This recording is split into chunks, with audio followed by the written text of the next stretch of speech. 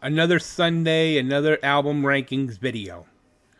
Until last week when I read the news report about Firehouse frontman C.J.Snare's passing, I thought I'd rank all of Firehouse's studio albums from worst to best.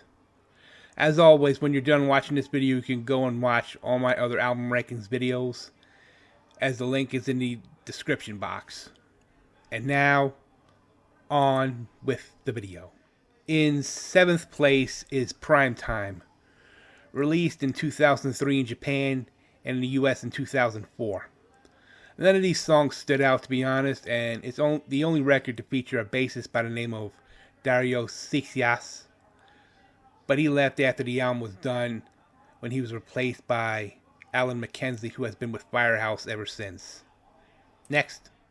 In 6th place is O2, released on November 7th, 2000.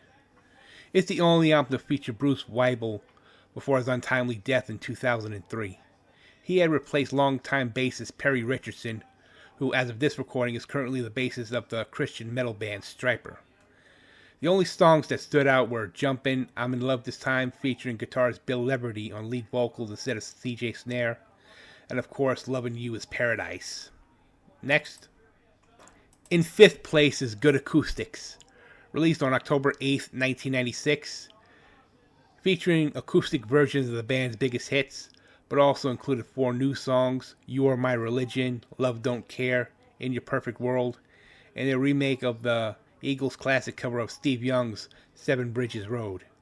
While it failed to go gold or chart in the US, the record achieved success in Malaysia, Thailand, and the Philippines. Love Don't Care was the standout song out of this album. Love Don't Care is the only song that stood out on this acoustic piece. Next. In 4th place is Category 5, released in Japan in 1998 and in the US in 1999. This would be the band's final record with bassist Perry Richardson, who had more direct contributions on this record than previous Firehouse albums. Category 5 features a different, more experimental sound compared to the band's previous hard rock releases, while it still featured signature ballads. The songs that stood out were Can't Stop the Pain, Bringing Me Down, Dreamin', I'd Do Anything. Not a bad album. I thought it was a tad bit stronger than Good Acoustics, if you know what I mean. Next. In 3rd place is Firehouse 3, released on April 11th, 1995. This album would be their penultimate one with Epic Records, as Good Acoustics would be their last one. The album was produced by Ron Nebeson, who had produced hit records from Kiss with Crazy Nights in 1987 and Chicago's 19 from 1988, just to name a few. Despite the poor album sales, the band managed to have a top 30 hit with I Live My Life For You, and the record only made it to number 66 on the Billboard 200.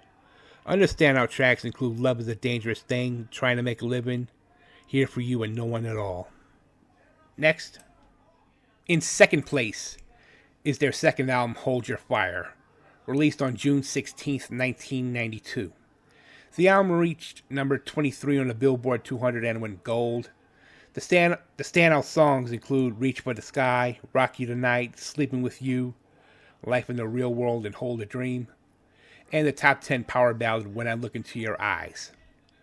This record has the same snare sound as Dream Theater's Images and Words, which was produced by David Prater, who happened to be producing Hold Your Fire at that time. Next. And did you ever have any doubt that Firehouse's self-titled debut will be ranked first? It was released in Japan on August 20th, 1990, released in the US 3 weeks later. Since its release, Firehouse went double platinum and made it to the number 21 on the Billboard 200. Most of the album tracks stood out, like Rock on the Radio, Shake and Tumble, Ought to Be a Law, Overnight Sensation, All She Wrote, Helpless, and the hits Don't Treat Me Bad and Love of a Lifetime. Once again, their debut was ranked number 1 as their best album. Here is a quick recap of the rankings, worst to best. Nobody knows what the future holds for drummer Michael Foster, guitarist Bill Leverty, or bassist Alan McKenzie. But I learned when CJ was battling cancer, The band had a fill-in lead singer by the name of Nate Peck, a relative unknown. I wonder if they're going to go with him as their permanent singer now. Time will tell. Anyway, rest in peace, C.J.Snare. You will be missed. This has been Joe Lum's Album Rankings. Don't you believe it?